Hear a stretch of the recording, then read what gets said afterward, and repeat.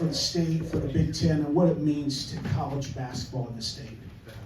Well, obviously it's big, you know, for both teams, and you know, you're trying to position yourself to, you know, get down as you kind of get to that midway point. Are you going to be in position to try to win a Big Ten title, or you know, where are you going to be from an NCAA standpoint? And we already lost a home game, and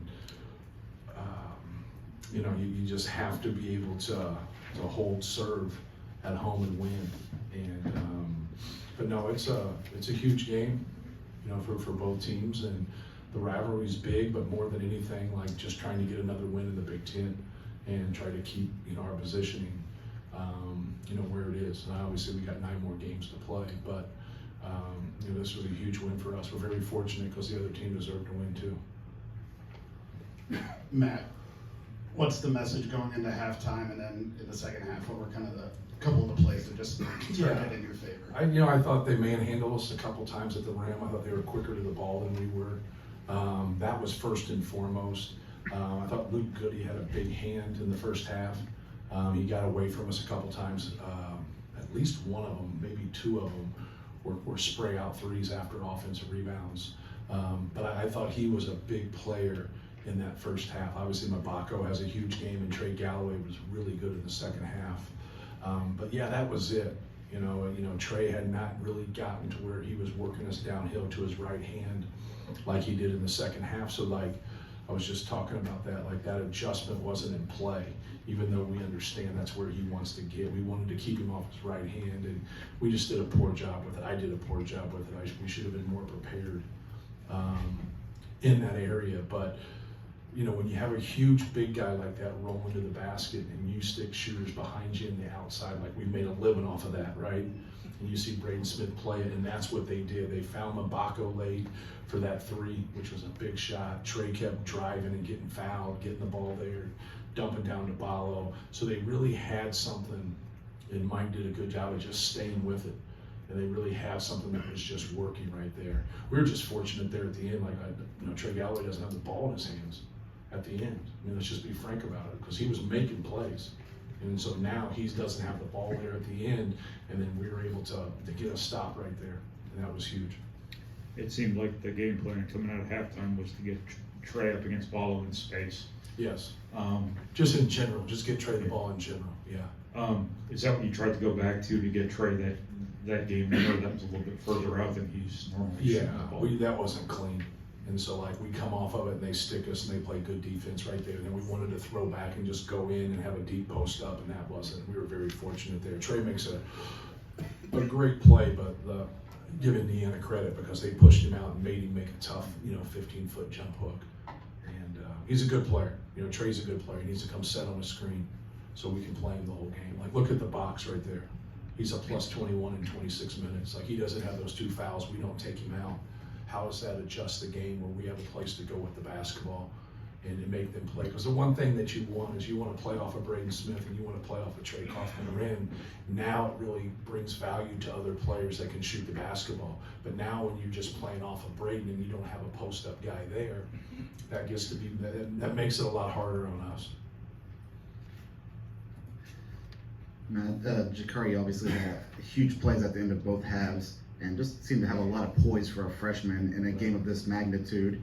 Was that something you noticed about him before he got here, that he was kind of clutch and cool in those situations? Yeah, he's always made plays at the end of games, whether it's AAU or for Grayson, his high school team. He's always a guy that's wanted the basketball, made plays. You can see how he's starting to get more comfortable out there, you know, on both ends of the court. But I thought he was really good tonight. They had a slight rebounding advantage, but just, you know, I guess pound for pound overall, physicality wise, what do you think you got out of your team tonight? Yeah. Well, I thought we hung in there. I think if you look at what was our biggest strength is being able to force them into 20 turnovers. I think that's what they got to look at and want back. Like if they just have 15 turnovers and have 5 more possessions, the game changes. We're looking at it from a rebounding standpoint. So I think we out-rebounded by 1 in the second half, but they had us by 7, I think, in the first half. So I normally go to the possession piece of it more than anything, but you know, hats off to them. Like you know, they deserve to win. You know, they did. Both teams deserved to win. Like, we were very, very fortunate, you know, to win the game. So, like, going back, like, you got to look at wins sometimes like losses, not in terms of, because you feel good about it. You know what I mean? Like, the one possession and they win, you feel awful about it. But we have to do a better job rebounding.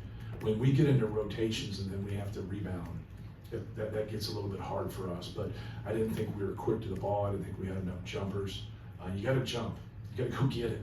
Like, we had guys looking. Like, and sometimes, you know, people that are mammoth like that, that are space eaters, like, they'll get you to freeze with their contact. They'll just get you to nail your feet to the ground. But, like, that wasn't always happening. All right, you're just dealing with one guy. There's 4 guys out there.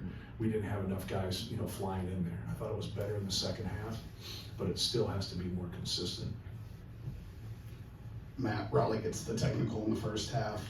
Freshman in his first Yeah. Purdue game. Is that just a teachable moment? Just something quick? I still don't know what happened. They just said he just kept talking. I said, he's one of the nicest kids I've ever coached. It doesn't mean like nice people say things that are inappropriate during the game, but it's like, they just said he just kept staying with it. So you have to trust their judgment, which we all struggle with.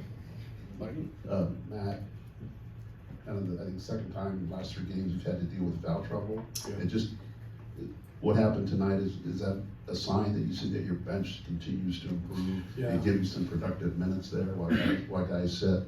Yeah, you know, both the fouls on the screens by Trey Kaufman were good calls.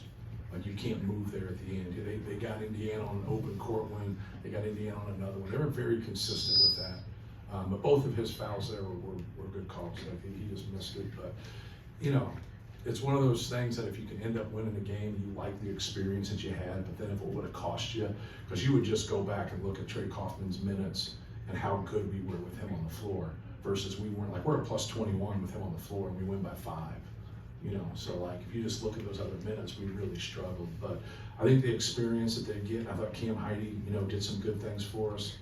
You know, obviously Caleb, you know, the thing about having guys in the game, can you function and can they like take care of the basketball and can they guard and know what they're doing? And we're getting better at that across the board.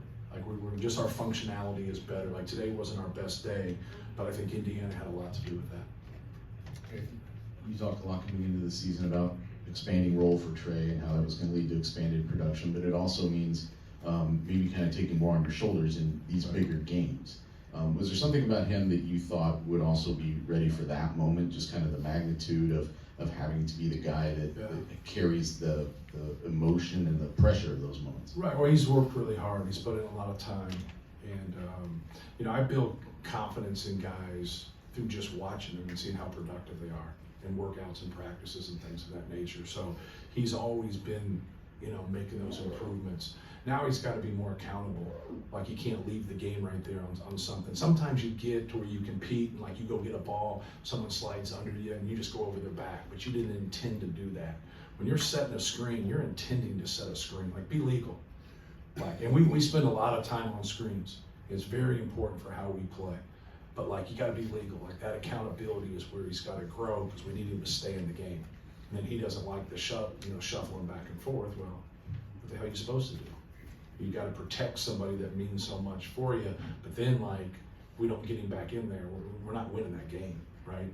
But no, he's worked really hard and he's done a great job, and he's one of the best bigs in our league. He's very consistent. Like, in the games that he struggles, you're like, man, he's just got to be better. Then you look at the box score and he's got 17 and 8. He's really been consistent for us. Last one here. Could you go into that last possession kind of on Indiana's end of the floor with Jakari just able to get in front of Rice and just have good defensive position? You know, that's what you're hoping, like, at that point, and he limits himself by coming up the side of the court. So then you can load up a little bit, but he didn't get deep enough, with that drive. And so, you're on the move. So, like, you got to be able to, guard him and to load up right there. And that was, like, for us, like, our concern in that situation would have been Trey Galloway. Like, that was who was torching us. Like, he was getting to the rim, he was making plays. He was the guy that was feeling it, and Mabaka was just steady. Like, he was steady the whole game. I know, he ends up having 25, but he was, like, consistent. Had a good first half, had a good second half, and he really got it. So the guys that were getting us, you know, don't have the ball in their hands, and so like now we want to keep that, and you're up against the clock. So we were, like I said earlier, we were very fortunate. Can you just put into perspective what Jakari and CJ's collective comfort, their improvement, whatever it might be, Right. has meant to your team right now, whether it's CJ rebounding, Jakari defending, both of those guys being able to get out in transition? Yeah, just, you know, being solid, and, you know, it's really hard when guys, CJ starts and plays 17 minutes. I had him out way too much in the second half. I've done that a couple times, but it's hard because you're playing other guys. Like, you know, you're trying to give guys that are playing well, you know, that rhythm, and I get him out of rhythm. But no, they both improved defensively. Their ball pressure has really helped us. You know, we lead the Big Ten in forced turnovers, and I think anybody that covers us would laugh at that, you know, 6-7 weeks ago, me included. And they've just kept getting better. They've kept improving, and now they give us something that we didn't have earlier in the year, but they're also learning to be consistent sometimes with inconsistent minutes. They both play 17 to 21 minutes, and Miles plays 10 minutes. That's hard, man. You know, when you play 35 minutes, you get a feel for what's going on out there. But they've really given us a punch, and they've done a lot of little things for us. You know, CJ has 0 turnovers and G has 0 turnovers. So being able to play the game, not turn the ball over, and do a good job defensively, you know, really helps us. Thank you, guys. Thank you, Matt.